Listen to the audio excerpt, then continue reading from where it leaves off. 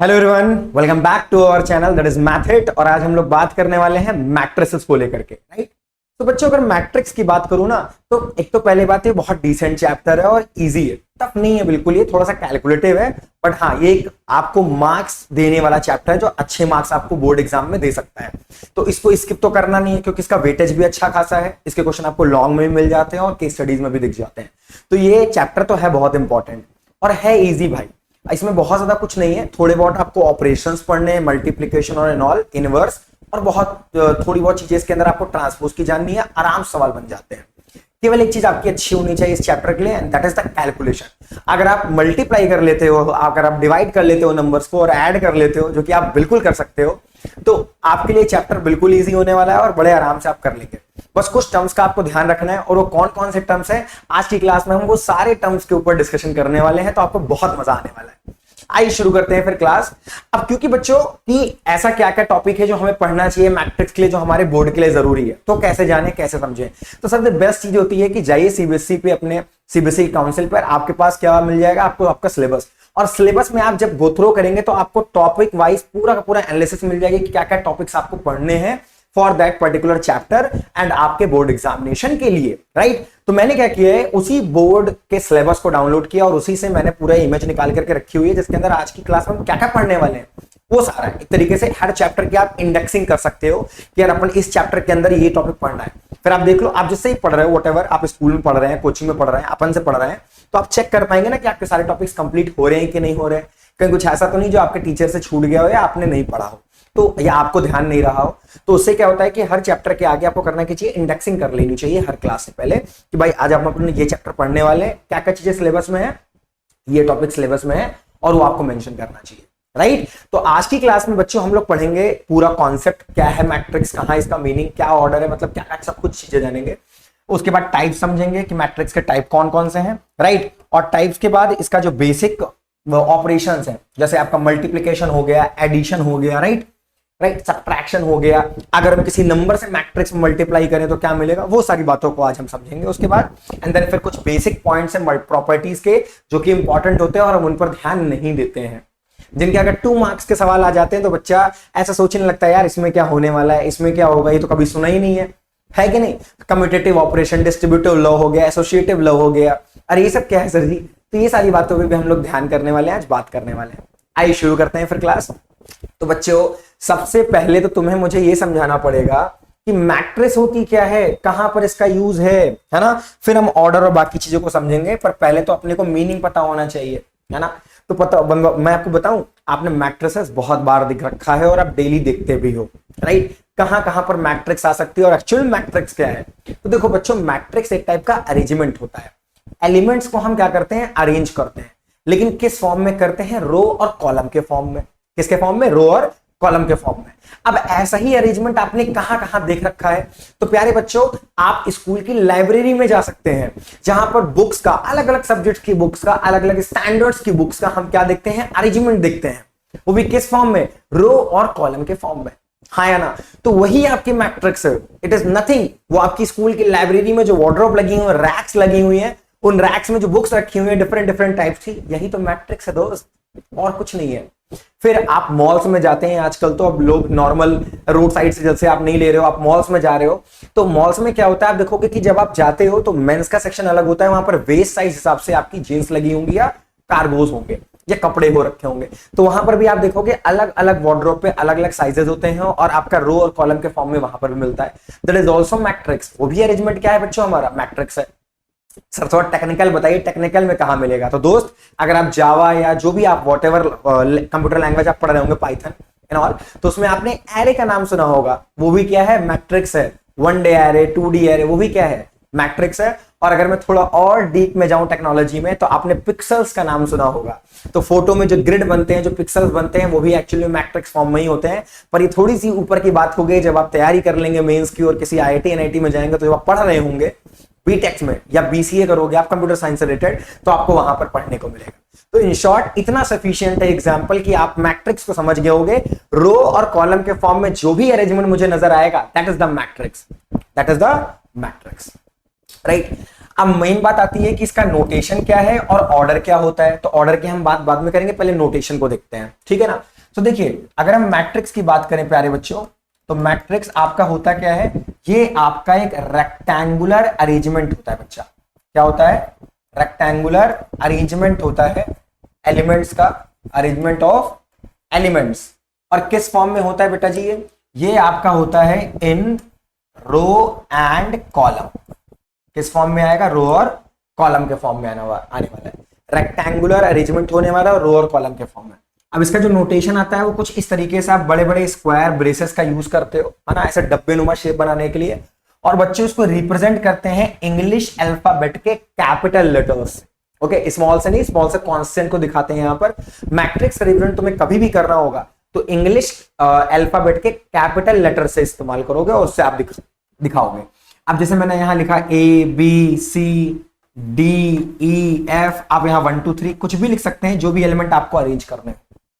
तो बच्चों आप देख सकते हो कि मैंने एक क्या किया है, रो और कॉलम के फॉर्म में अरेंजमेंट बनाया हुआ है, जहां पर ये चीज क्या कहलाती है आपकी, दैट इज कॉल्ड रो। ठीक है ना। हम इस वाली जो लाइन को देख रहे हैं, इस लाइन को क्या बोलते हैं बेटा जी? दे आर कॉल्ड एज रो। तो इस मैट्रिक्स के अंदर कितनी रो है बेटा? 3 रो है, 1 2 और 3। अब कॉलम कितनी है? तो जो वर्टिकल लाइंस होती है ना, ये जो वर्टिकल लाइंस होती हैं, इसे अपन क्या कहते हैं? That is called as column. Okay, तो ये दोस्त हमारी क्या है? कॉलम्स हैं। यहां पर कॉलम्स कितने हैं? 3 हैं। तो ये आपके वर्टिकल लाइंस जो बनेंगे वो आपके कॉलम्स होंगे, और जो आपके हॉरिजॉन्टल लाइंस आपके तैयार होंगे या हॉरिजॉन्टल नंबर ऑफ एलिमेंट्स जो बनने वाले हैं, दैट इज कॉल्ड रो। और मैट्रिक्स आपका रो और कॉलम में ही अरेंज होता है। ये इसका बेसिक नोटेशन हो गया, राइट, जिससे हम मैट्रिक्स को दिखाते कैसे हैं। तो मैट्रिक्स को हम रिप्रेजेंट करते हैं इंग्लिश लेटर, इंग्लिश अल्फाबेट के कैपिटल लेटर्स से। और हम इसे दिखाएंगे कैसे लिख करके, तो we have to use the square braces. वो साइज मैटर करता है कि आप कितना ऑर्डर या कितने ऑर्डर, बेसिकली कितना रो और कॉलम का मैट्रिक्स आप बना रहे हो। ठीक है ना। अब यहीं पर एक छोटा सा पॉइंट और है हमारे सिलेबस में, दैट इज ऑर्डर। तो ऑर्डर क्या होता है दोस्त, समझो। ऑर्डर का मीनिंग क्या है? Order is nothing, order is basically how many number of rose, okay, number of rose cross number of columns. ये मल्टीप्लाई नहीं करते हैं, राइट, ये हम मल्टीप्लाई नहीं करते बेटा। इस तरीके से हम इसको रीड करते हैं ऑर्डर को। जैसे अगर हमें इसे किसी कमरे का साइज बताना होता है तो हम बोलते हैं ना कि 10 बाय 15 का कमरा है। कभी ऐसा सुना होगा आपने, जो मिस्त्री आते हैं वो ऐसे बताते होंगे ना, कारपेंटर्स भी बताते होंगे कि सर आपकी जो वार्डरोब बनेगी वो 8 बाय 10 की बनेगी, तो एक साइज देते हैं। वैसे यहाँ पर बच्चों साइज आप किससे दिखाते हो? ऑर्डर एक तरह का साइज ही होता है, जिसको हम number of rose into number of column के फॉर्म में दिखाते हैं। हम इसे पढ़ते कैसे हैं? 2 क्रॉस 3, मतलब 2 रो और 3 कॉलम। 5 क्रॉस 4, 5 रोज और 4 कॉलम्स। तो बच्चे जो भी नंबर पहले होगा वो आपका क्या कहलाएगा? रो, और बाद वाला क्या होगा दोस्त? कॉलम। जैसे अगर मैं इसे लिखूं तो 3 रो हैं और 3 क्या है? कॉलम। सो ये आगे वाला नंबर दोस्त रिप्रेजेंट करेगा रो को, और बाद वाला नंबर आपको रिप्रेजेंट करेगा कॉलम्स को। बताओ कोई दिक्कत इतने में? पहला वाला नंबर आपको रो को दिखाएगा, दूसरा वाला नंबर आपके कॉलम को रिप्रेजेंट करेगा। अब आपको थोड़ा बहुत और आइडिया देते हैं इसी के ऊपर, आपको थोड़ा सा और समझाते हैं, राइट। जैसे फॉर एग्जाम्पल मैंने एक मैट्रिक्स ले ली and that is A is equals to, okay. अब इसके अंदर मैंने 1 2 3 और 4 5 6 एलिमेंट्स रिप्रेजेंट करे, हाँ, फिल करे मैंने। अब इसका ऑर्डर क्या होने वाला है दोस्त, बताओ मुझे। तो बच्चों कुछ नहीं, बहुत आसान है। ऑर्डर में आपको दिखना है रो कितनी है, और रो क्या होती है? हॉरिजॉन्टल लाइंस, है ना। तो 1 2 3, मतलब दोस्त रो कितना है? 3 है, और कॉलम कितना है इसका होगा? 1 और 2, मतलब 2 क्या है इसके? कॉलम्स है। दैट्स ऑल, खत्म, सिंपल। एक और मजे की बात कि अगर जैसे एक और मैं आपको बताता हूं, ऐसे नंबर ऑफ एलिमेंट्स आपको जानना हो कि इसके अंदर कितने आने वाले हैं, तो उसको मल्टीप्लाई कर दो, तो 3 2 कितना आ जाएगा? 6 आ जाएगा। तो इसके अंदर कितने नंबर ऑफ एलिमेंट्स आएंगे? 6 number of elements are there in this matrix, simple, okay. और ऐसे ही अगर मैं नॉर्मल नोटेशन आपसे दिखाऊं, जो आपका कॉन्सेप्चुअल नोटेशन जाता है, तो ए बराबर, है ना। अब इसको रिप्रेजेंट आपको मैं प्रॉपर तरीके से बताता हूं, है ना, कैसे आपको मतलब क्वेश्चंस में यूज करना है। ये तो रफली रिप्रेजेंटेशन हुआ। तो यहां पर जैसे आपका ऑर्डर मैं मान लेता हूं कि आपका 2 क्रॉस 2 ऑर्डर है। क्या है ऑर्डर? 2 क्रॉस 2, ठीक। तो नंबर्स को आप लिखोगे कैसे? नंबर्स को आप लिखोगे A11, right, A12, A22, sorry that is A21, okay. और कैसे लिख पा रहे हैं मैं अभी आपको सब बताऊंगा, ठीक है ना। That is A21 and here it is A22। अब इसका मतलब क्या है दोस्त, तो समझो बहुत ध्यान से। देखिए आप इसको पढ़ोगे कैसे, तो ये आपकी कौन सी रो है, दैट इज रो 1, और ये क्या है आपका कॉलम 1 है। ये आपकी रो 2 है और ये क्या है आपका कॉलम 2 है, राइट, सॉरी कॉलम 1 है, दैट इज कॉलम 1। ये आपका क्या है, दैट इज कॉलम 2, और ये क्या है आपकी रो 1 है। ऐसे ही ये आपका क्या है कॉलम 2 और ये आपके क्या है रो 2 है। तो पढ़ते ऐसे हैं बच्चों, लिखते इस तरीके से हैं कि अगर आप किसी भी अलग पर्सन को बताना चाहो कि यार कहां पर एड्रेस है इस एलिमेंट का या कहां से आ रहा है, तो आप बड़े आराम से बता लोगे। जैसे that is the element of first row and first column, that's why I am writing it A11। समझ आ रहा है, चमक रहा है इतना। अब A12 क्या है बच्चा, पहली रो और दूसरे कॉलम का एलिमेंट, समझे क्या। ऐसे ये क्या है तुम्हारा सेकंड रो और फर्स्ट कॉलम का एलिमेंट, रो को पहले लिखेंगे कॉलम को बाद में। और ऐसे ये क्या है तुम्हारा सेकंड रो और सेकंड कॉलम का एलिमेंट। क्या इतनी बात मेरी समझ आई तुम्हें। तो इस तरीके से आपको मैट्रिसेस का जब भी आपको स्टैंडर्ड रिप्रेजेंटेशन करना होगा, हमें इस तरीके से दिखाना होगा और इस पर सवाल भी बनते हैं। जब मैं आपकी इसके बाद, ये तो आपकी कॉन्सेप्ट क्लास है आज की, इसके बाद जो हम नेक्स्ट क्लास करेंगे that is a discussion class, इसके अंदर हम क्वेश्चंस के ऊपर डिस्कस करेंगे। पीवाईक्यूज में कैसे कैसे क्वेश्चंस आ रहे हैं, राइट, एनसीईआरटी एग्जाम्पलर के अंदर कैसे कैसे क्वेश्चंस है और कॉम्पिटेंसी बेस्ड क्वेश्चन कैसे पूछे जा रहे हैं, वो सारे हम आपसे डिस्कस करेंगे, but in the discussion class. आज की क्लास में हम लोग प्योर कॉन्सेप्ट के ऊपर बात करेंगे, सो दैट एक क्लास हमारी ऐसी होनी चाहिए जिसके अंदर हम सारे कॉन्सेप्ट को पढ़ें बिना किसी इंटरप्शन के। ओके, चलो देखो ध्यान से। अब इसी तरीके को मतलब इसी चीज को आप कैसे रिप्रेजेंट करते हैं, तो बेटा जी कुछ इस तरीके से भी हम रिप्रेजेंट करते हैं। A इज इक्वल्स टू एक छोटा सा एलिमेंट AIJ ले लेते हैं, ठीक है। अब एनसीईआरटी की फर्स्ट एक्सरसाइज जैसे ही आप ओपन करेंगे या RD शर्मा या व्हाटएवर बुक जो आप यूज कर रहे हो, रचना सागर या कोई भी आप बुक यूज कर रहे हो, तो उसके अंदर आपको ऐसे ही एक्सरसाइज फर्स्ट वाले में मिल जाएगा। फर्स्ट एक्सरसाइज में ऐसे क्वेश्चंस आपको मिलेंगे जहां पर कुछ इस तरीके से होगा और ऑर्डर यहां पर इसका लिख दिया जाएगा कि ऑर्डर इसका कितना है 2x3 है, मतलब इसके पास 2 रो हैं और 3 क्या है column. It has 2 rows and 3 columns, right.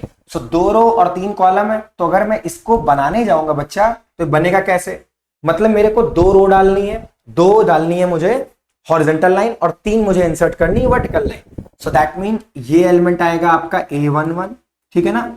अच्छा मेरे पास 2 ही रो हैं तो A12, और थोड़ा सा बड़ा कर लेते हैं इस साइज को ताकि हम A13 को भी इंसर्ट कर पाए, ठीक है ना। और ये आपका A21 आ जाएगा, राइट। लेकिन 2 ही कॉलम तो हैं, सॉरी 2 ही रो तो हैं, तो इतना बड़ा क्यों बनाना, हमको 2 रो ही रखना है, कॉलम को बड़ा करेंगे ना। सो 2x3। चलो अब अगर मैं पहले की बात करूं बेटा तो क्या बनेगा आपका A11, फिर A12, फिर A13, राइट। समझ पाए कैसे लिखा मैंने, first row first column, first row second column, first row और थर्ड कॉलम। ऐसे ही आपका ये बनेगा A21, A22 और A23। तो इस तरीके से आपका ये तैयार होगा, राइट। A21, A22 और A23 करके आपका पूरा मैट्रिक्स तैयार हो जाएगा, राइट। जिसका ऑर्डर कितना है दोस्त, ऑर्डर है आपका 2x3 का ऑर्डर आने वाला है यहाँ पर, राइट। तो इस तरीके से आप बना लोगे। अब यहाँ पे आपके कॉलम कितने हैं, तो कॉलम है दोस्त 3, राइट, और रो कितनी है, तो रो है हमारी 2 रो और 3 कॉलम। अब ऐसे जितना बोलेगा ना, जब हम सवालों को लगाएंगे क्वेश्चंस को लगाएंगे तो उससे अपने को आइडिया लग जाएगा कि कैसे कैसी चीजें अपने को मिलने वाली हैं। तो उसके लिए अभी से परेशान नहीं होना है, अभी तुम कॉन्सेप्ट पर फोकस करो कि अच्छा ऐसी चीजों को इस तरीके से लिखना है, वो समझना है। क्वेश्चंस कैसे आएंगे वो मैं तुम्हें सारे क्वेश्चंस एक एक क्वेश्चन करके एक एक टाइप का क्वेश्चन सब कुछ कराऊंगा मैं, तो उस पर बिल्कुल बिल्कुल निश्चिंत रहो, राइट। सो आई होप ये आपको क्लियर हुआ होगा कि कैसे हम नॉर्मल नोटेशंस को दिखाते हैं, कैसे हम स्टैंडर्ड नोटेशंस को यूज करते हैं फॉर द बोर्ड एग्जामिनेशन, और कैसे एलिमेंट को हम इंसर्ट करेंगे, हाँ या ना। बढ़े आगे, चल। अब ये बेसिक नोटेशंस होने के बाद जो आपका नेक्स्ट टॉपिक आता है आपके सिलेबस से, that is the equality of matrix. अब इक्वालिटी का मतलब तो यही होगा ना कि बराबर करना। तो कैसे आप 2 मैट्रिसेस को बराबर कर सकते हो, यार बहुत चूरन चीज है ना, बहुत जल्दी इसको निपटाते हैं और देखते हैं। तो देखो इक्वालिटी ऑफ मैट्रिक्स जो मेन चीज है वो सबसे जरूरी चीज ये है। अच्छा इक्वल कैसे देखोगे, इक्वल आप 2 चीजों को देखोगे या 3 चीजों को देखोगे, हाँ या ना। तो मतलब केवल सिंगल मैट्रिक्स से यहां बात बनने वाली नहीं है, अपने को थोड़ा ज्यादा भी चाहिए कुछ ना कुछ, है कि नहीं। तो इक्वालिटी का मीनिंग आपका जाता है कि आपकी 2 मैट्रिक्स है 3 मैट्रिक्स, उनमें हम बराबरी देख रहे हैं। तो बराबरी देखोगे कैसे, सबसे पहली चीज जो नेसेसरी कंडीशन आती है दोस्त, जो कि तुम्हारे असर्शन रीजन वाले सवालों में पूछ ली जाती है, आपका जो दोनों मैट्रिक्स होने चाहिए उनके ऑर्डर क्या होने चाहिए, okay. Orders of matrices should be same. Necessary है कि आपके मैट्रिसेस का ऑर्डर क्या होना चाहिए दोस्त, सेम होना चाहिए। जिन भी मैट्रिसेस को आप इक्वेट करने वाले हो या आप चेक करने वाले हैं इक्वालिटी को लेकर के, तो पहली बेसिक कंडीशन दोस्त अपने को पता होनी चाहिए, दैट इज ऑर्डर उनका दोनों मैट्रिसेस का दोस्त सेम होना चाहिए। ठीक है, नेक्स्ट कंडीशन क्या आती है, जब ऑर्डर सेम हो जाए so you have to check जो करस्पॉन्डिंग पोजीशन के एलिमेंट्स हैं क्या वो बराबर है। अगर वो भी बराबर हो जाते हैं देन यू कैन से कि भैया हमारी दोनों मैट्रिसेस क्या है, बराबर है। जैसे फॉर एग्जांपल, तो देखो जैसे let we have two matrices, हमारे पास दो मैट्रिसेस है दोस्त, ठीक है ना।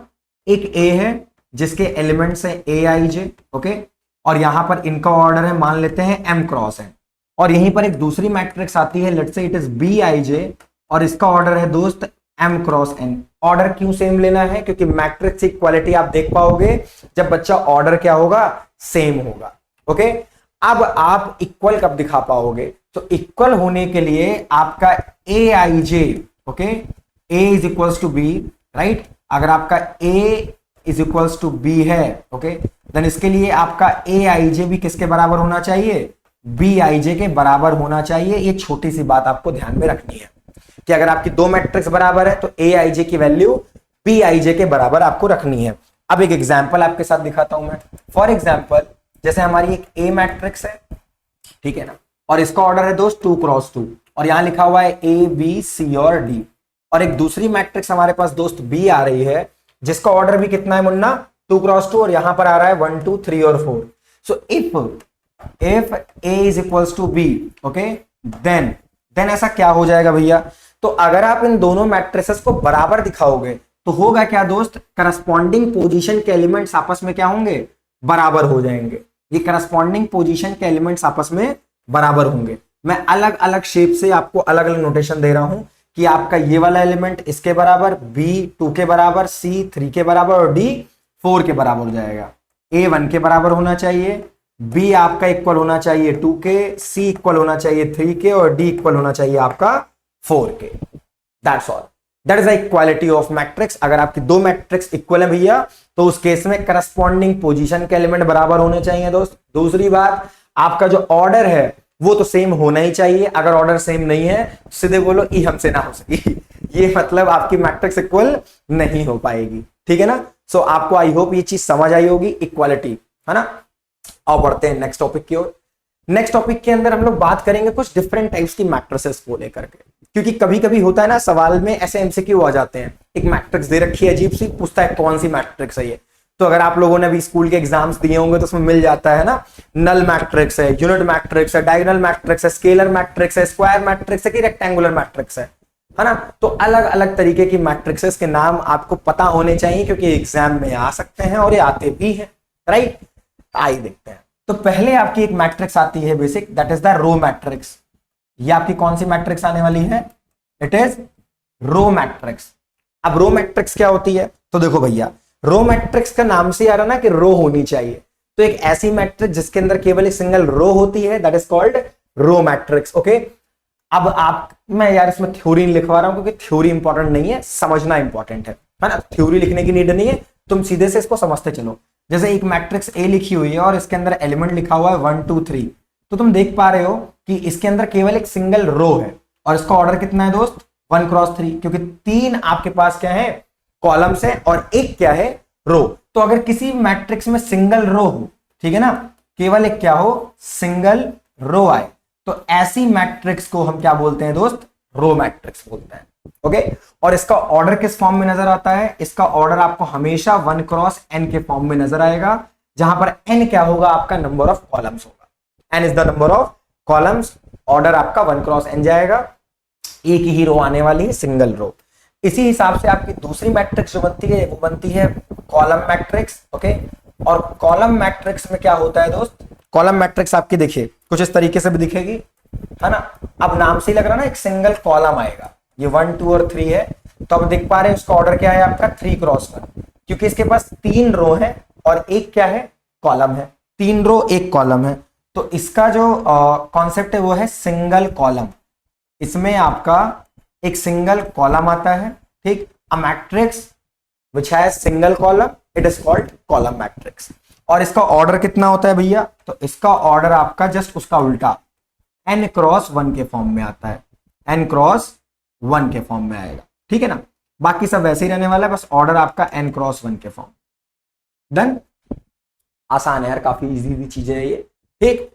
अब इसके बाद जो इंपॉर्टेंट आता है वो तुम्हारा आता है स्क्वायर मैट्रिक्स। रेक्टेंगुलर मैट्रिक्स भी होती है, पर उसका मतलब क्या है कि आपके नॉर्मल रो और कॉलम होते हैं वो सब रेक्टेंगुलर मैट्रिक्स के अंदर आ जाते हैं, ठीक है ना। पर सबसे जरूरी मैट्रिक्स पता है क्या है, वो है आपकी स्क्वायर मैट्रिक्स, ठीक है ना। तो हम उस पर बात करते हैं। सबसे इंपॉर्टेंट आपका स्क्वायर मैट्रिक्स, इसे आपको अच्छे से पढ़ना चाहिए, इस पर सवाल बहुत बनते हैं दोस्त। स्क्वायर मैट्रिक्स पर सवाल, पूरी कैलकुलेशन इसी पर ही है। स्क्वायर मैट्रिक्स का मतलब होता है भैया कि नंबर ऑफ रोज बराबर होने चाहिए नंबर ऑफ कॉलम्स के। बेसिक कंडीशन है कि आपके नंबर ऑफ रोज इक्वल होने चाहिए नंबर ऑफ कॉलम्स के, ठीक है ना। तो जैसे आपका ऑर्डर क्या हो जाता है यहाँ पे भैया, तो ऑर्डर आपका एक आता है 2 क्रॉस 2 जो कि सिलेबस में है। ऑर्डर आपका 3 क्रॉस 3 जो कि क्या है, सिलेबस में है। 2 क्रॉस 2 का मतलब क्या है, 2 रो और 2 कॉलम। 3 क्रॉस 3 का मतलब क्या है, 3 रो और 3 कॉलम। बात चमकी इतनी। तो इसका जो ऑर्डर बेसिकली बनता है वो बनता है m क्रॉस m, ठीक है ना, सिंपल। और इसको हम लिख के कैसे दिखा सकते हैं, तो कुछ इस तरीके से लिखते हो आप, a11 a12 a21 और a22। ये 2 क्रॉस 2 की मैट्रिक्स है आपकी। और ऐसे ही आप एक 3 क्रॉस 3 की भी दिखा सकते हो दोस्त। और मैं दोनों इसलिए लिख रहा हूं क्योंकि दोनों का यूज है यहां पर। सो a11 a12 a13 राइट, फिर a21 a22 a23, फिर आपका आता है a31 a32 और a33। ये आपकी हो गई 2 क्रॉस 2 और 3 क्रॉस 3 की स्क्वायर मैट्रिसेस, और इनका यूज लगेगा। और ये लिखना आप जान गए हो ना, जैसे इस एलिमेंट का नाम क्या है, सेकंड रो सेकंड कॉलम। ये सेकंड ये आपका थर्ड रो है और सेकंड कॉलम है, ये आपका थर्ड रो और थर्ड कॉलम का एलिमेंट है, तो मैंने उसी हिसाब से लिखा है। अब लेकिन इसी स्क्वायर मैट्रिसेस के अंदर आपके कुछ छोटे छोटे मैट्रिसेस आते हैं जिनके बारे में हमें आइडिया होना चाहिए। तो इसमें पहली मैट्रिक्स आपकी आ जाती है, वो आपकी आती है आइडेंटिटी मैट्रिक्स, ठीक है ना। क्या आती है भैया, आइडेंटिटी मैट्रिक्स। अच्छा, नाम से ही लग रहा है ना कुछ, आइडेंटिटी का मतलब पता है मैट्रिक्स में 1 से लिया जाता है। जैसे हम लोग नॉर्मल अलजेब्रा के अंदर 1 लेते हैं ना अपने नंबर्स के अंदर, वैसे आइडेंटिटी मैट्रिक्स मैट्रिक्स का यूनिट मैट्रिक्स एक तरीके से है, या 1 है, ठीक है ना। 1 कह लो या तो यूनिट मैट्रिक्स कह लो। तो आइडेंटिटी मैट्रिक्स को हम दूसरे शब्दों में बोलते हैं भैया यूनिट मैट्रिक्स भी। तो मैंने कहा बता देता हूं आपको दोनों एक साथ। और इसको रिप्रेजेंट करते हैं दोस्त IN से। इसका मतलब क्या होता है, identity matrix of n order.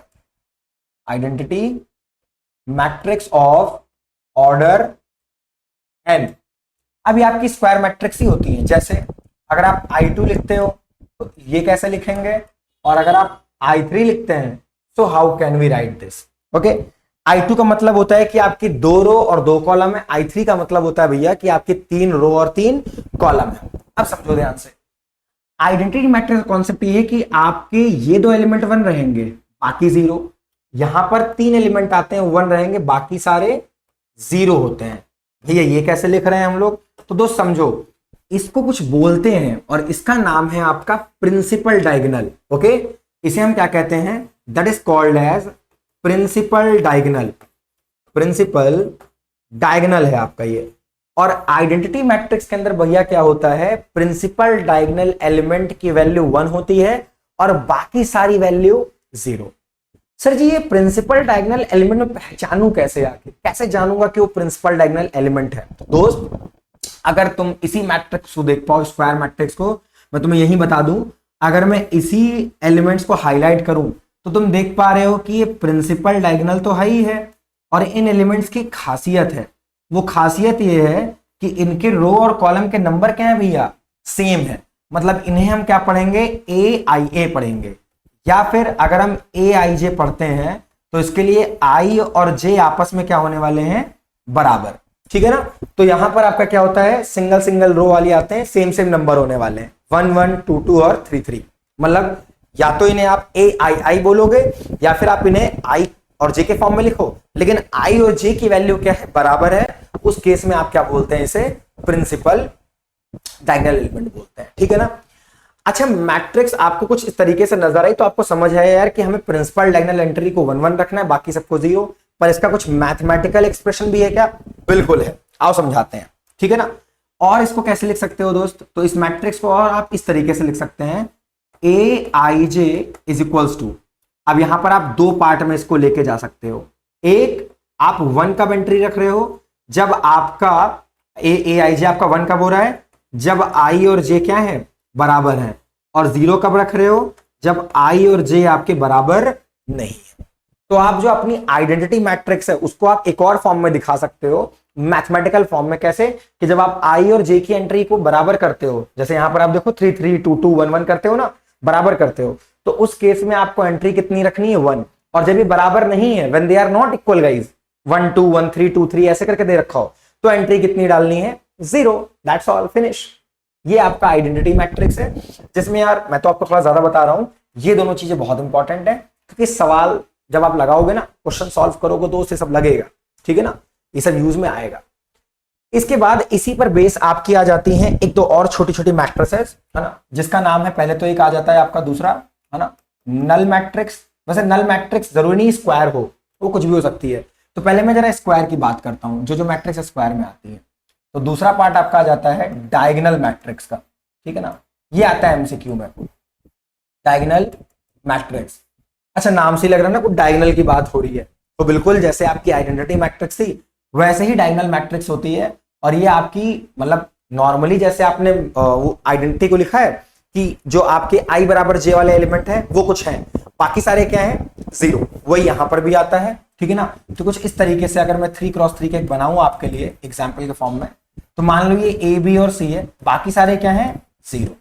Simple. अब सीन क्या है यहां पर? डायगोनल मैट्रिक्स, और डी से रिप्रेजेंट कर देते हैं इसको। आपके डायगोनल एलिमेंट्स तो होंगे, वो रियल एंट्रीज रख रहे होंगे, कोई ना कोई वो रियल नंबर होंगे, लेकिन बाकी सारे एलिमेंट्स आपके क्या हो जाएंगे? 0 हो जाएंगे। डायगोनल एलिमेंट्स होंगे लेकिन बाकी सारे एलिमेंट क्या रहेंगे आपके? 0।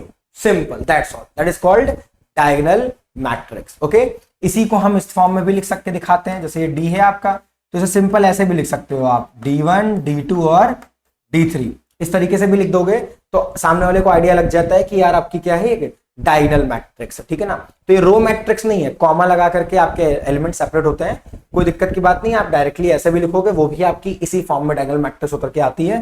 मतलब इसको आप कुछ इस तरीके से भी लिख करके दिखा सकते हो, है ना, D1 D2 और D3, मतलब प्रिंसिपल डायगोनल एंट्री होती है, बाकी एंट्रीज क्या होती हैं दोस्त? 0 होती है। इसके बाद तुम्हारा इसी का एक सब टाइप और आ जाता है, that is called scalar matrix. Okay, ये कुछ है नहीं, बहुत इजी चीज है स्केलर मैट्रिक्स।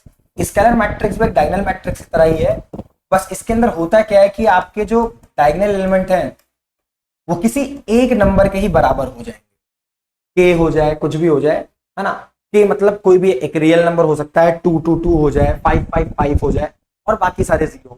एक तरीके से हम ये बोल सकते हैं कि जब हम आइडेंटिटी मैट्रिक्स को किसी नंबर से मल्टीप्लाई कर देंगे तो वो क्या बन जाती है? That is become scalar matrix. क्या बन जाती है? Scalar matrix. So in short we can say, है ना, कि S बराबर हम K इंटू में लिख सकते हैं दोस्त। आई मल्टीप्लीकेशन बताऊंगा मैं कैसे होता है, 0 1 0 और 0 0 1। So guys it is become K into I। तो स्केलर मैट्रिक्स मल्टीपल होता ही है, एक तरीके का मल्टीपल होता है किसका? आइडेंटिटी मैट्रिक्स का। सिंपल, खत्म। ये तरह टाइप्स थे। एक और टाइप आपका आ जाता है जिसे हम बोलते हैं नल मैट्रिक्स और जीरो मैट्रिक्स। ये जरूरी है, हालांकि ऐसे बहुत टाइप की मैट्रिक्स होती हैं आपकी, पर आपके बोर्ड एग्जामिनेशन की मैं बात कर रहा हूं, वरना ऐसे यूनिटरी मैट्रिक्स है, कॉन्जुगेट मैट्रिक्स है, ट्रांस कॉन्जुगेट मैट्रिक्स हो जाती है, ट्रायंगुलर मैट्रिक्स में upper triangular lower triangular matrix होती हैं, पर वो इतना इंपॉर्टेंट नहीं जितना आपके लिए ये सारी चीजें जरूरी है, ठीक है ना। सिलेबस में जो चीजें हैं मैं उसकी बात करूं तो उस बेसिस पे आपकी ये टाइप्स बहुत बहुत इंपॉर्टेंट है जिन पर क्वेश्चंस आते रहे हैं। नल मैट्रिक्स एक तरीके से होती है जीरो मैट्रिक्स, ठीक है ना, जीरो मैट्रिक्स, और इसकी सिंपल कंडीशन है ऑल एलिमेंट्स आर जीरो। सारे एलिमेंट्स क्या होने चाहिए मुन्ना? जीरो होने चाहिए। अब ये ऑर्डर कुछ भी हो सकता है, ऐसे उठा लो 0 0 0 0 0 0, नल मैट्रिक्स है आपकी। आप ऐसे उठा लो कोई मैट्रिक्स को, ये भी क्या है? 0 0 0 नल है। वैसे उससे रिप्रेजेंट किससे करते हैं? इसको रिप्रेजेंट करते हैं कैपिटल ओ से। मैंने ए बनाया हुआ है, आपको समझाने के लिए। बाकी इसको रिप्रेजेंट करते हैं दोस्त कैपिटल ओ से। ओ के आगे अगर 2 लिखा हुआ है तो 2x2 की है, O3 लिखा है तो 3x3 की है, ठीक है ना। तो मैट्रिक्स में कहीं पर भी अगर किसी इक्वेशन में 0 लिख जाए तो 0 नहीं, वो नल मैट्रिक्स ही होता है। तो नल मैट्रिक्स को किससे रिप्रेजेंट करते हैं आप लोग? कैपिटल ओ से रिप्रेजेंट करते हो, ठीक है ना। नल मैट्रिक्स को कैपिटल ओ से करते हैं। लाइक जैसे अगर मैं आपके साथ एक दो और एग्जांपल शेयर करूं, तो जैसे एक एग्जांपल आपका ये आ जाएगा, जैसे O3 लिखा हुआ है तो इसका मतलब होता है ऑक्सीजन या ओजोन नहीं है केमिस्ट्री का ये।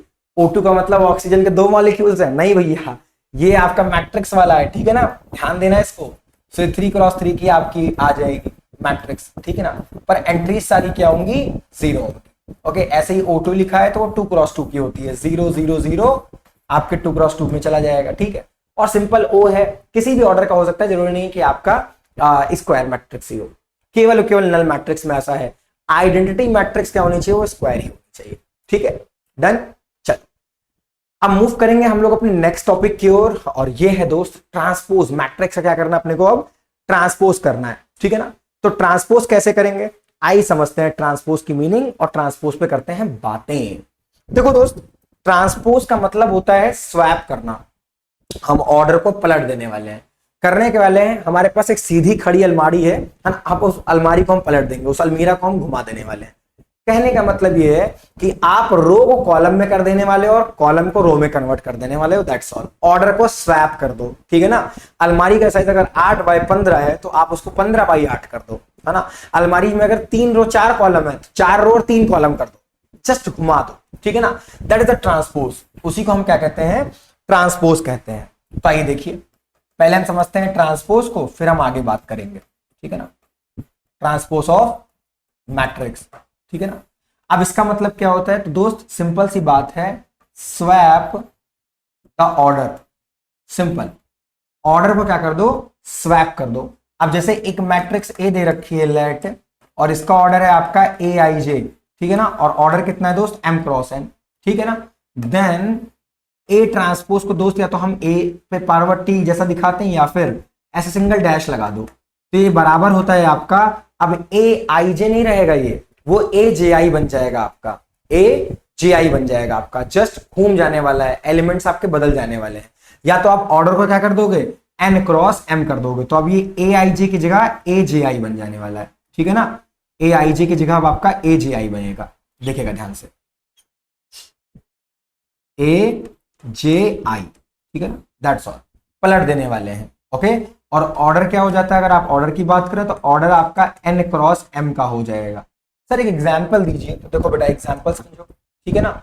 और ये किसी भी टाइप की मैट्रिक्स हो सकती है, दैट इज नॉट नेसेसरी कि आपकी स्क्वायर मैट्रिक्स हो। जैसे लिखा हुआ है 1 2 3, ठीक है। अगर मैं इसका A ट्रांसपोज निकालूंगा बच्चा, तो A ट्रांसपोज में क्या होने वाला है? जस्ट पलट जाएगा, ये 1 2 3 ऐसे आ जाएगा। इसका ऑर्डर दोस्त कितना था? तो 1×3 क्या बन गया? 3×1। रो मैट्रिक्स कन्वर्ट हो गई कॉलम मैट्रिक्स के अंदर, है ना। एक और लेते हैं छोटू सा एग्जांपल, ताकि तुम्हें और समझ में आए, है ना। तो एक एग्जांपल ये हुआ मुन्ना, दूसरा एग्जांपल समझो। दूसरा हमने जैसे ले लिया 2 3 5 और 1। अब इसका A ट्रांसपोज कितना होगा मुन्ना? तो A ट्रांसपोज के लिए क्या करोगे?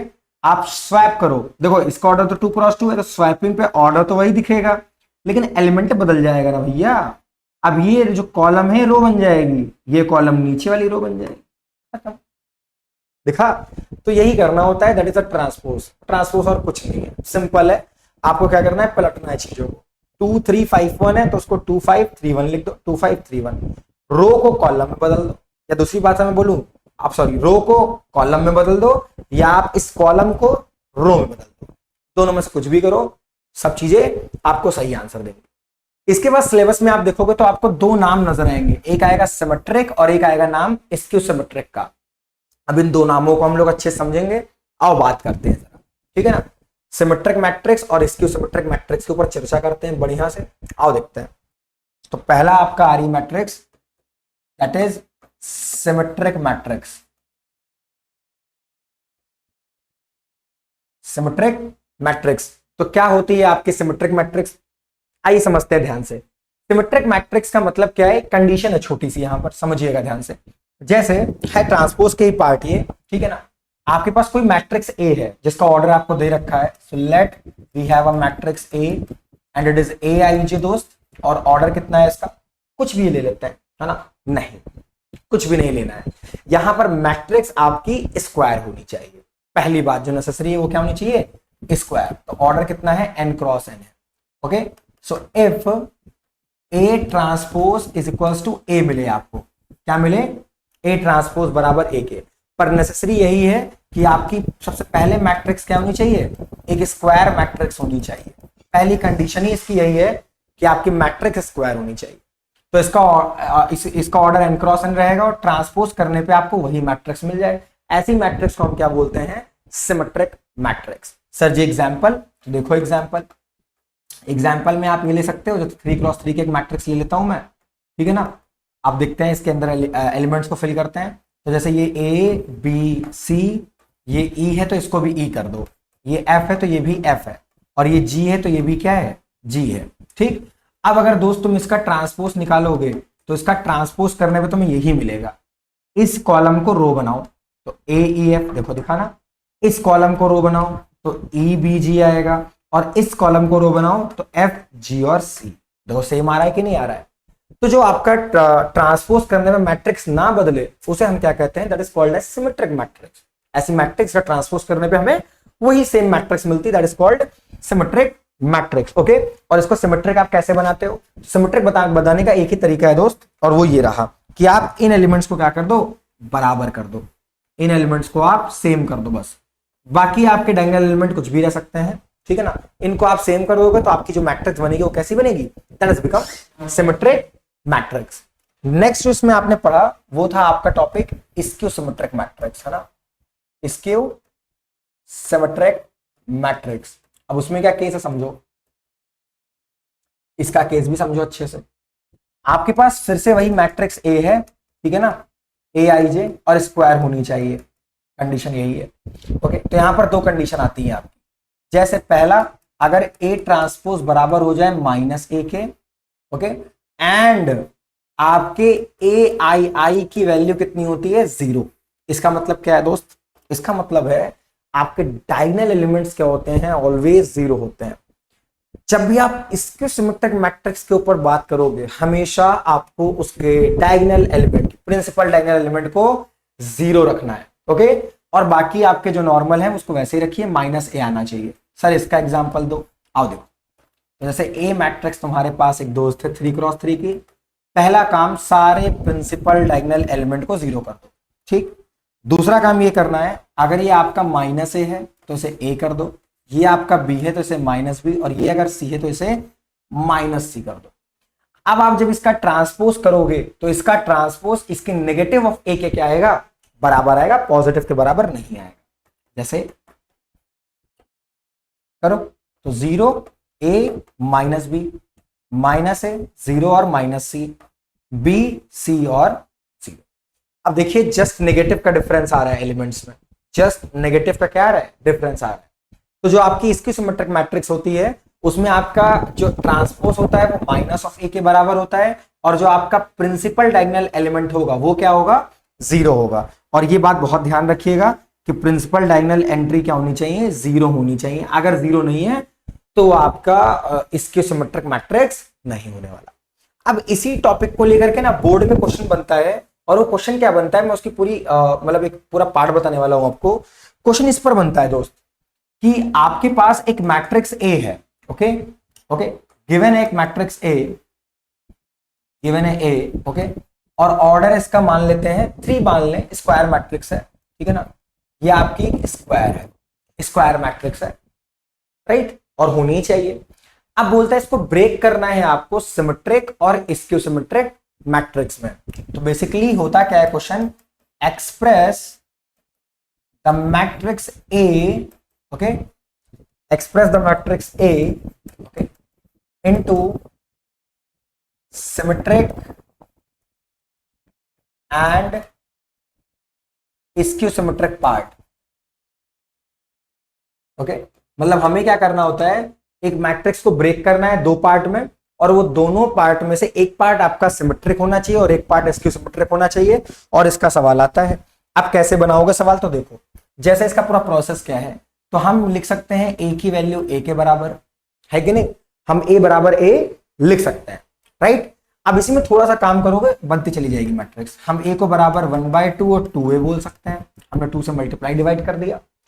फिर हम इसे a को 1/2 और हम इसे 2a को a प्लस a लिख सकते हैं दोस्त। फिर बच्चों हम इसे a प्लस a ट्रांसपोज और a minus a transpose. Sir ये क्या किया आपने? तो भैया हमने कुछ नहीं किया, बस a ट्रांसपोज को ऐड और सब्ट्रैक्ट किया है, ऐड और सब्ट्रैक्ट कर दिया।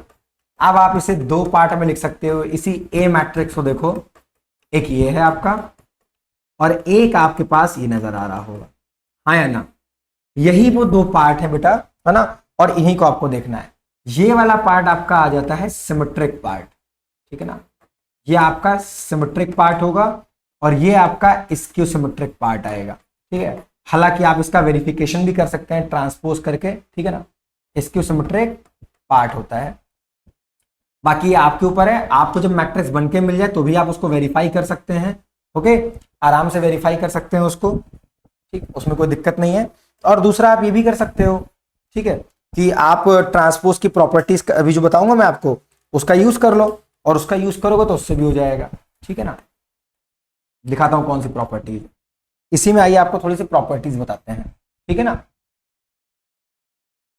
प्रॉपर्टीज ऑफ ट्रांसपोज ये पता होनी चाहिए अपने। प्रॉपर्टीज ऑफ ट्रांसपोज, अब देखो मुन्ना, ट्रांसपोज की प्रॉपर्टीज क्या होने वाली?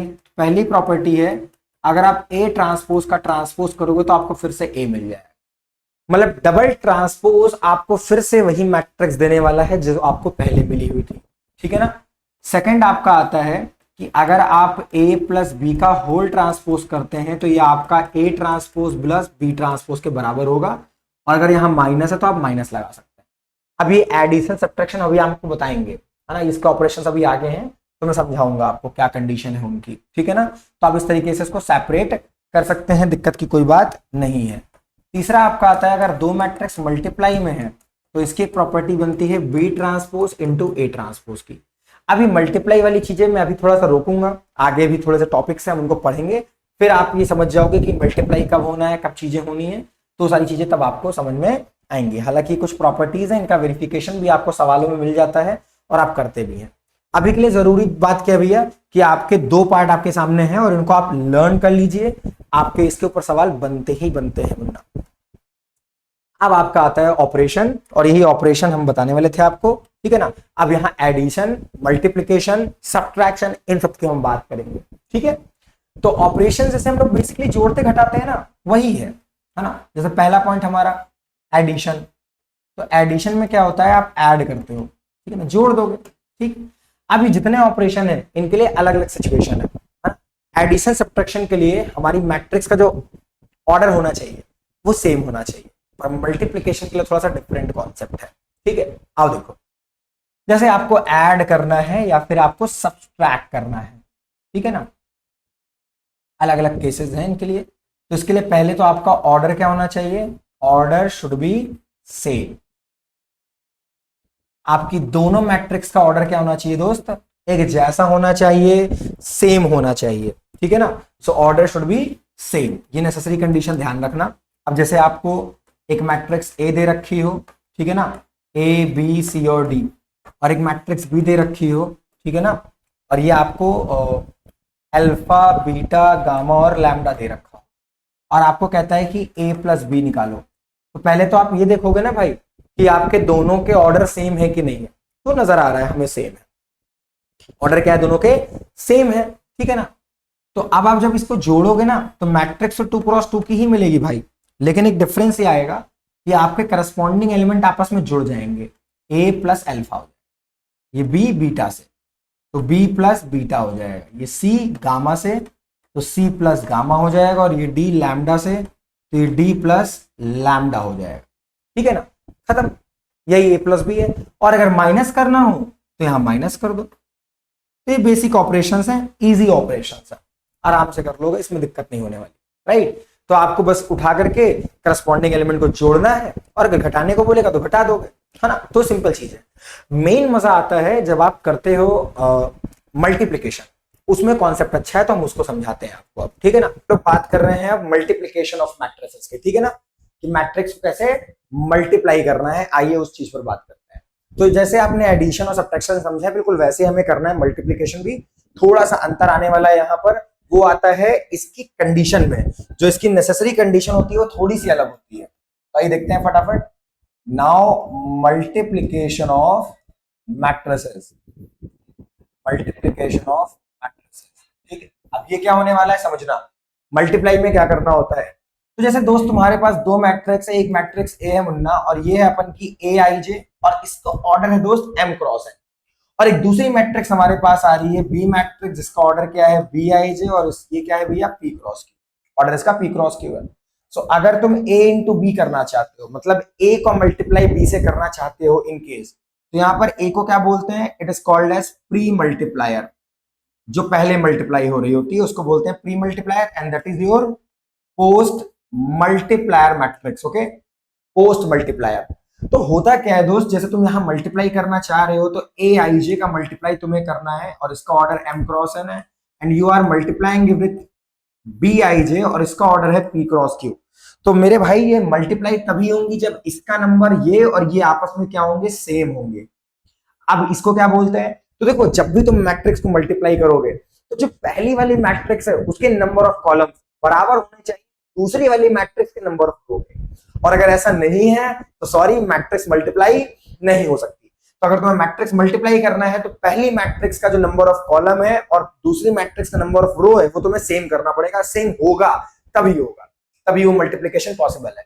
और मजे की बात, मानो इसको मल्टीप्लाई करने पे एक रिजल्टेंट मैट्रिक्स आ रही है जो सी आई जे के फॉर्म में मैं रिप्रेजेंट कर रहा हूं, एलिमेंट्स हो सकते हैं, इसका ऑर्डर क्या रहेगा, तो जो बचे हुए नंबर आपके आ रहे हैं इसका एक्चुअल में ऑर्डर वही आने वाला है, that is M cross Q. मतलब इसकी नंबर ऑफ रोज और प्री मल्टीप्लायर की नंबर ऑफ रोज सेम होंगी, इसके नंबर ऑफ कॉलम्स और पोस्ट मल्टीप्लायर के नंबर ऑफ कॉलम्स क्या होंगे, सेम। और मैट्रिक्स मल्टीप्लाई कब होगी, जब आपके पहली मैट्रिक्स का सेकंड नंबर और दूसरी वाली मैट्रिक्स का पहला नंबर आपस में क्या हो जाए, बराबर, तभी आपकी मैट्रिक्स क्या होंगी, मल्टीप्लाई होने वाली है। यहां पर क्या इतनी बात आपको समझ में आई है। दूसरा ये तो हुआ कि मल्टीप्लाई कब करेंगे या कैसे, मतलब जो भी उसका कंडीशन हो सकता है वो क्या था। अगर तुमसे पूछ रहे थे कैसे करोगे मल्टीप्लाई, या मल्टीप्लाई होकर कैसे रिजल्ट मिलने वाला है, तो यहाँ पे एक छोटा सा एल मेथड हम लोग यूज करते हैं, आओ मैं तुम्हें समझाता हूँ अच्छे से। हालांकि आई होप आपको मैट्रिक्स समझ आ गया होगा। और एक और बात, अगर आप चाहते हैं बी इंटू ए, राइट, तो अब आप बी आई जे का मल्टीप्लाई किससे कर रहे हो, और बी आई जे कितना है आपका, पी क्रॉस क्यू है ना, तो it is P cross Q, ठीक है ना। सो पी क्रॉस क्यू और आपका ये ए आई जे है, and that is M cross N. तो यहां पर आपका क्या होने वाला है, ये नंबर और ये नंबर आपस में बराबर हो जाएगा, एम और क्यू आपस में क्या हो जाएंगे, इक्वल हो जाने वाले, ये सेम होने चाहिए। अगर ये सेम नहीं है तो ए भी शायद पॉसिबल हो जाए लेकिन बी ए पॉसिबल फिर नहीं होगा आपका, ठीक है ना। तो कंडीशन बच्चों ध्यान रखना। और यहां पर जो आपको रिजल्टेंट मैट्रिक्स मिलेगी मल्टीप्लाई होके, it will become P cross N. उसका ऑर्डर कितना आ जाएगा बच्चा, पी क्रॉस एन आ जाएगा। हालांकि आपको ये बात समझ आई होगी मैट्रिक्स में, और जरूरी नहीं दोस्त कि हमेशा मैट्रिक्स मल्टीप्लाई ही हो, कभी कभी ऐसा होगा कि मल्टीप्लाई नहीं भी होगी। तो एक मैं एग्जांपल लेता हूं क्योंकि उससे आपको अच्छे समझ आएगा मल्टीप्लिकेशन। यार ऐड और सब्ट्रैक्ट तो हम जान जाते हैं, क्योंकि आप दो नंबर को जोड़ते हो, एडिशन हो गया, सब्ट्रैक्ट करने के लिए घटा देते हो गया। लेकिन जो मल्टीप्लिकेशन है थोड़ा अलग है। तो हमने मान लिया एक मैट्रिक्स हमारे पास ए है जिसके अंदर एलिमेंट 1 2 3 और -1 0 और 2 है, ठीक। ये हमारे पास एक मैट्रिक्स ए है और इसका ऑर्डर कितना है दोस्त, 2 क्रॉस 3 है। ऑर्डर कितना है इसका, 2 क्रॉस 3, ठीक। और एक मैट्रिक्स दोस्त मेरे पास बी है, ठीक, जिसका ऑर्डर कितना है 3 क्रॉस 1। यहाँ 1 2 और 3 है, और इसका ऑर्डर कितना है भैया, 3 क्रॉस 1 है। हालांकि मोस्टली तुम्हें जो मल्टीप्लिकेशन मिलता है वो स्क्वायर का मिलता है, तो स्क्वायर का करना आसान होता है, इसलिए मैंने थोड़ा सा कॉम्प्लेक्स क्वेश्चन लिया है, राइट। अब देखो करना क्या है दोस्त, अपने को ए इंटू बी फाइंड करना है, ए इंटू बी। तो पहले ए मैट्रिक्स आप लिख लो, इट इज 1 2 3 -1 0 और 2 आ जाएगा, और इसको मल्टीप्लाई करना है दोस्तों में 1 2 और 3 से।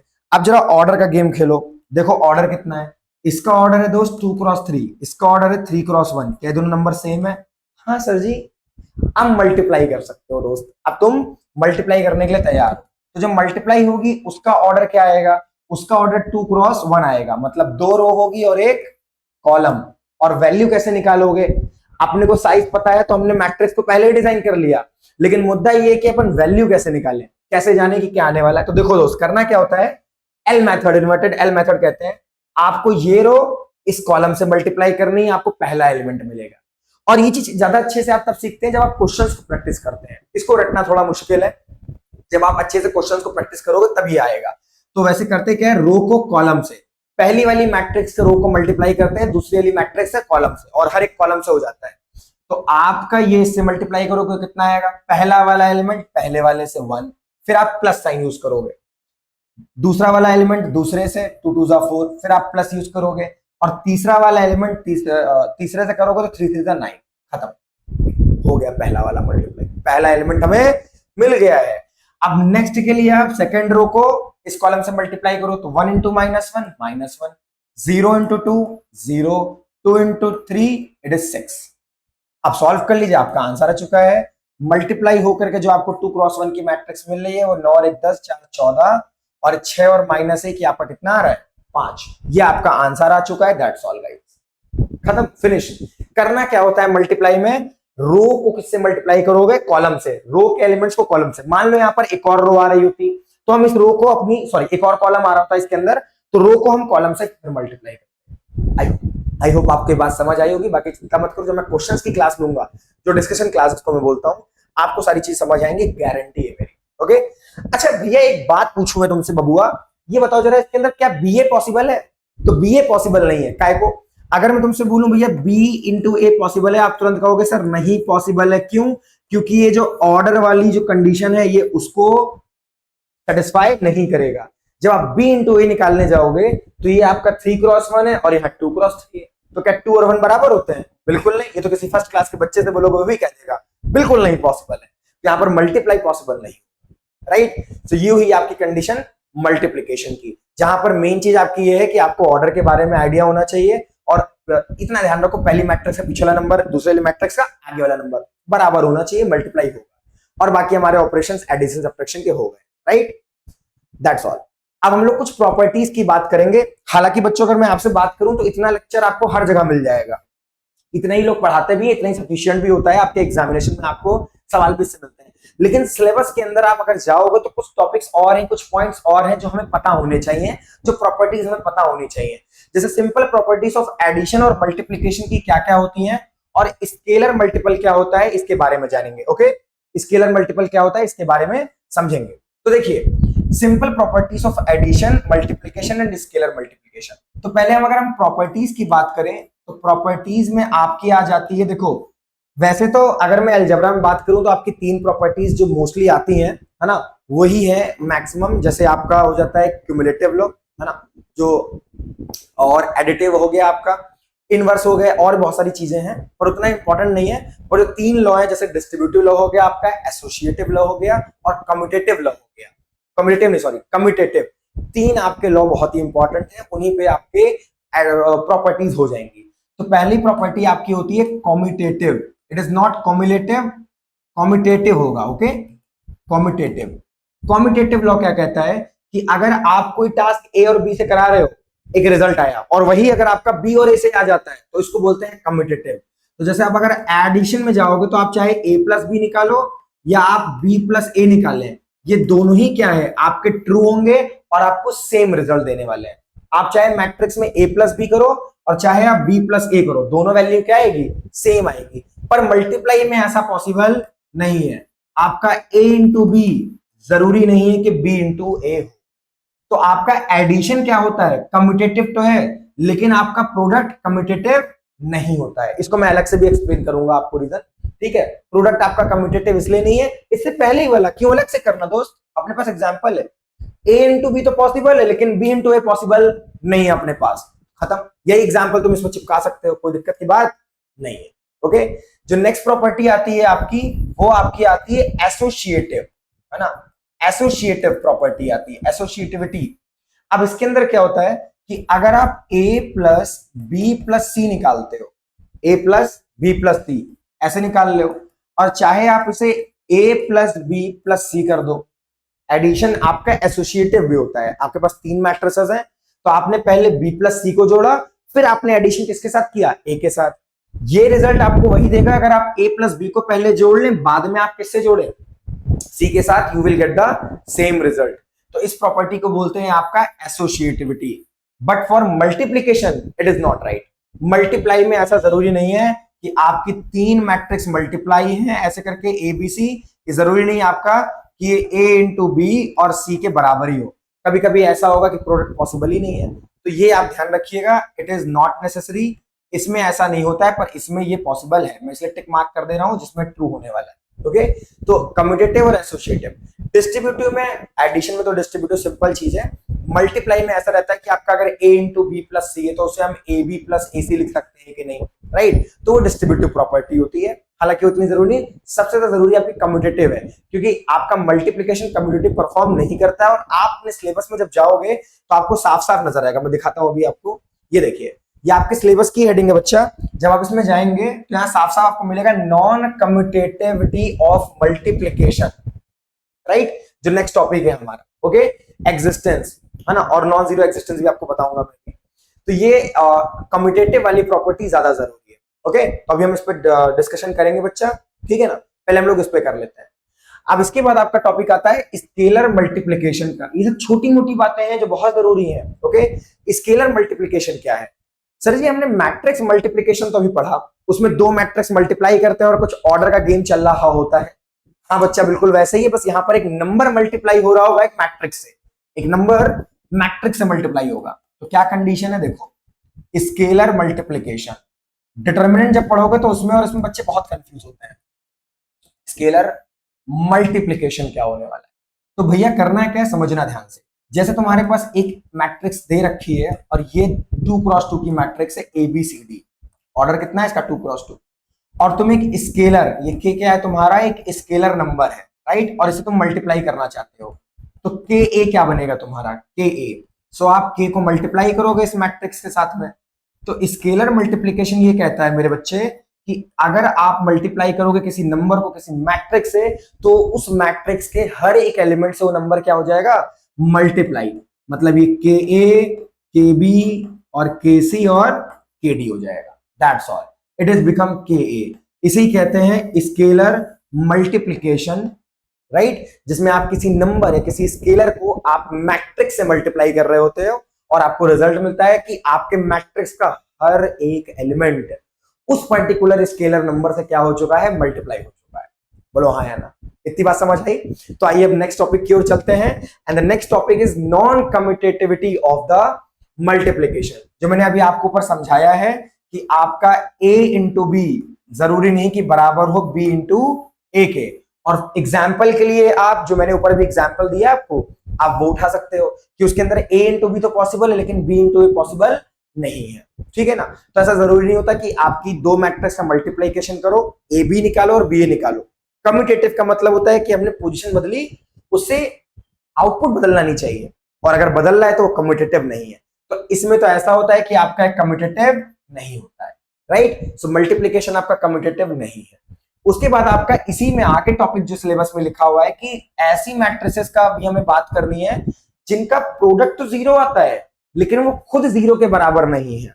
और इस पर एमसीक्यू में सवाल आपके एग्जाम में आ भी चुका है कि इफ ए बी, अगर आपसे पूछता है if A B is equal to 0, है ना, मैं आपको सवाल बताता हूं, ऐसे क्वेश्चन आता है इसके ऊपर, if a into B is equal to null matrix. ये क्या है दोस्तों, दैट इज नल मैट्रिक्स। तो क्या नेसेसरी है कि a और b या इनमें से कोई एक नल मैट्रिक्स होगा? तो तुरंत कह देना नहीं। ये एमसीक्यू और असर्शन रीजन के लिए बहुत ही इंपॉर्टेंट टॉपिक है। ये जो प्रॉपर्टीज है ना, इनसे सवाल लॉन्ग में नहीं आएगा, शॉर्ट में नहीं आएगा, वेरी शॉर्ट में भी नहीं आएगा।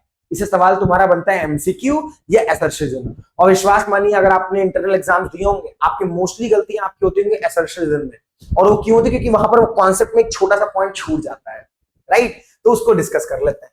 तो अगर ये 0 है तो जरूरी नहीं कि आपकी a भी 0 हो और b भी 0 हो, ऐसा नेसेसरी नहीं है कि a भी नल हो आपका और b भी नल हो, ऐसा कोई एग्जिस्टेंस नहीं है। मैं क्रॉस मार रहा हूं रेड कलर से, आपको नजर आ रहा होगा। ये जरूरी नहीं कि a भी नल हो और b भी नल। बिना नल हुए भी इनका प्रोडक्ट 0 हो सकता है। कैसे? फॉर एग्जाम्पल, अगर मैं आपको एग्जाम्पल दिखाऊं इसका, तो लेट कर लो a कितना है तुम्हारा, मान लेते हैं ये 1 0 0 0 है, और बी मैट्रिक्स क्या है आपकी, ये आपकी 0001 है। अगर आप यहां पर a इंटू बी निकालते हो प्रोडक्ट, तो देखना तुम्हें क्या मिलेगा, नल ही मिलेगा। मल्टीप्लाई करके देखो इसको इससे, 1000 जीरो आ रहा है। फिर इसको इससे करोगे तो 1 इंटू 0 0, 0 इंटू 1 0 बच्चा। फिर इसको इससे करो 0000 एंड अगेन तुम्हें क्या मिलेगा, 0 ही मिलेगा। करके देख सकते हो।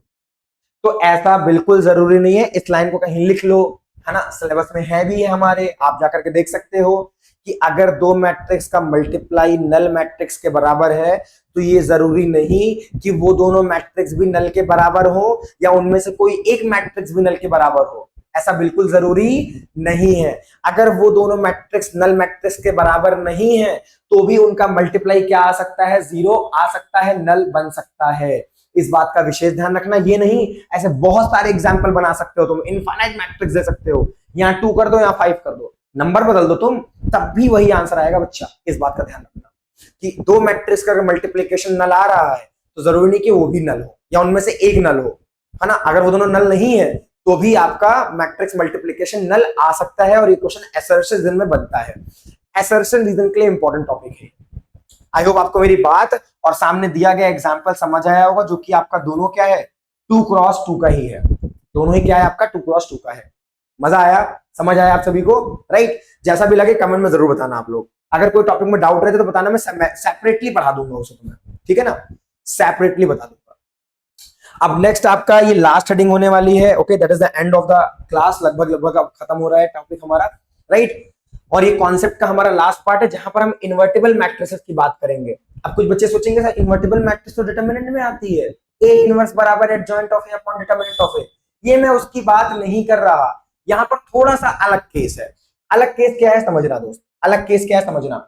ये आपका मैट्रिक्स चैप्टर के अंदर ही आपको मिलेगा और एक छोटी सी लाइन एनसीईआरटी में आपको लिखी मिल जाएगी। ये इन्वर्टिबल मैट्रिसेस का केस होता है बेटा, ठीक है ना। तो इसको समझना, अगर इफ a इंटू बी बराबर है b इंटू ए के, ठीक है ना, और ये दोनों वैल्यू किसके बराबर आ जाए, आपकी आइडेंटिटी मैट्रिक्स के बराबर हो जाए। क्या आ जाए, आइडेंटिटी मैट्रिक्स के बराबर। ए बी और बी ए दोनों पॉसिबल भी हो और उस केस में आपका जो प्रोडक्ट आ रहा है वो किसके बराबर आ जाए दोस्त, आइडेंटिटी मैट्रिक्स के। तो उस केस में हम बोलते हैं here b is the inverse matrix of A, right? And it is denoted by A inverse। कैसे डिनोट करते हैं बच्चे उसको, A इनवर्स से डिनोट करते हैं। और ये सेम लाइन तो मैं एनसीईआरटी की हेडिंग में मिल जाएगी, उसकी समरी में मिल जाएगा, और कोई अगर रेफरेंस भी पढ़ रहे होगे तो मैं जरूर मिलने वाला, लिख करके ले लो। और यही आपकी क्या है, कंडीशन है इसकी, जब आपकी मैट्रिक्स के इनवर्स मैट्रिसेस में आप जब इनवर्स के बारे में पढ़ते हो तो एक छोटी सी कंडीशन है, और ये सब असर्शन रीजन के लिए जरूरी है।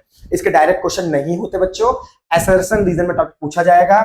अगर आपका a into B B into A बराबर आइडेंटिटी मैट्रिक्स के आ जाएगा तो जो आपकी एक मैट्रिक्स b है, it is called as the inverse of the matrix another matrix a and that is denoted by a inverse. Sir इसकी हेल्प कहां लगती है, तो डिटरमिनेंट चैप्टर में जब आप क्वेश्चंस को लगाते हैं, और कौन से question, system of linear equations वालों में, तो वहां दो मैट्रिक्स दे रखी हो तो 5 मार्क्स का सीबीएसई बोर्ड में तो सवाल बनता है बच्चों। मैं कराऊंगा भी, आपको पीवाईक्यू दिखाऊंगा ला करके। एक मैट्रिक्स ए एक बी है, दोनों का प्रोडक्ट आपको निकालना होता है, फिर कहता है by using this product find the solve the system of equation. उसके अंदर आपका यही कॉन्सेप्ट यूज होता है। ए बी मैट्रिक्स आपकी आइडेंटिटी मैट्रिक्स या उसके मल्टीपल के बराबर मिलती है, राइट। तो उसको सॉल्व करने के लिए आपको इसी स्टेटमेंट का यूज करना होता है। आई होप आपको पूरी बात क्लियर हुई होगी। And that was all for today guys, okay. आपके सारे टॉपिक्स, जितने टॉपिक्स आपके सिलेबस में आपको मैंने स्टार्टिंग में दिखाया था वीडियो के, हर एक चीज मैंने आपको पढ़ाई है इसके अंदर, आप देख सकते हैं। क्लास के बाद अगर आपको सब कुछ पढ़ाया गया आपको, है ना, एक एक मीनिंग मैंने बहुत अच्छे से पेशेंस के साथ पढ़ाया है। अगर आपको कोई भी टॉपिक में किसी भी पार्ट में दिक्कत लगे तो कमेंट करिएगा, मैं उसकी सेपरेटली वीडियो आपके लिए बना दूंगा, सेपरेटली हम लेक्चर ले आएंगे उसके लिए। बाकी क्वेश्चंस इस क्लास में नहीं है, क्वेश्चन हम एक अलग क्लास बनाएंगे, क्योंकि आप जानते हैं मैट्रिक्स के अंदर टाइप ऑफ क्वेश्चन बहुत होते हैं, तो हम टाइप ऑफ क्वेश्चन पर आपको क्लास देते जाएंगे मैट्रिक्स की, और जो नेक्स्ट क्लास मिलेगी वो आपको टाइप्स पर ही मिलने वाली है, okay. So that was all for today guys. अच्छे से बच्चों पढ़ते रहो, अच्छे से मेहनत करते रहो, एग्जाम्स में अच्छा करना है। 12th है तुम्हारा, 10th नहीं कि ये जो थोड़ा बहुत हम लोग कर लेते हैं ना यार, अगले साल देख लेंगे, फाइनल्स में देख लेंगे, ये सब नहीं होना चाहिए। हर एक एग्जाम को, अपने स्कूल के एग्जाम्स को, कोचिंग के एग्जाम्स को, आप कुछ भी टेस्ट भी दे रहे हो, ऑनलाइन टेस्ट दे रहे हो, राइट, उसको बहुत अच्छे से दीजिए। हर एग्जाम में आपको अच्छा स्कोर करना है, इस बात का ध्यान रखिए। सो उम्मीद है आप सभी बातों को फॉलो करेंगे, और कोई भी डाउट रहे तो प्लीज कमेंट करिएगा, मैं उसे क्लियर कर दूंगा, राइट। तो मिलते हैं हम सभी अपनी नेक्स्ट क्लास में। आज की क्लास में इतना ही। Thank you.